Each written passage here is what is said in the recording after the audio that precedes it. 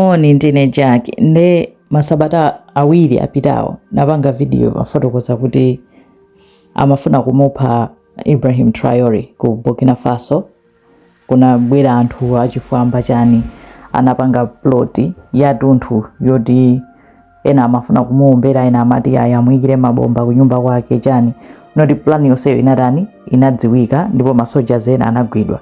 Amene anali head of planning imeneyoyo amene anali leader president wakale amene dzina lake ndi Paul Damiba ku Burkina Faso. Paul Damiba analamulira from January to September 2022 ndi anathamangisidwa ndi Ibrahim Traore ndokanga zinamuthere chikadali mu mtimamo. Anathawira ku Togo nkumene ma operation onsewa amapanga.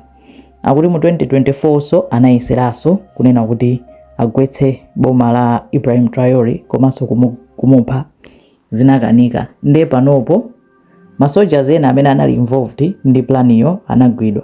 Koma iyeyu Paul Damibayo anali akadali ku Togo, anabisala ku Togo.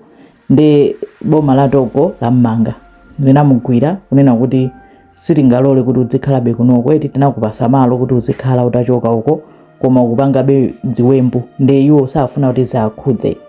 Nde auza anapempha Burkina Faso kuti munthu wanu tamugwira tikhoza kukupatsani koma mulonjeze kaye kuti simumupha, mumuzenga mulandu bwinobwino komanso pa mulandupo pasapezeke kuti akakhala olakwa ampasa death sentence.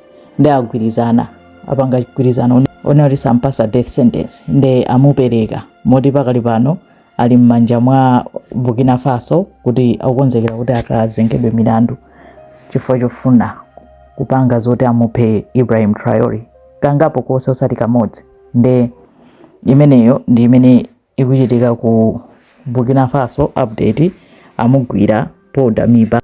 Nayenso Paul Damibayo tikhoza kungoti kusakhutisidwa iti chifukwa anamusiya ndi moyo wake kangapo konse koma akupitirizabe momwe akanangozisiya kuti basi mwina ufumu wandikanika koma akuyeserabe. Nde amugwira panopo ampereka zioneka kunena kuti milandu yake yenda bwanji. Ndinayiwalanso ena anandiuza kuti samati Traore akuti amati Traore. Nde Traore Ibrahim Traore ndatchula amene amafunire Traore.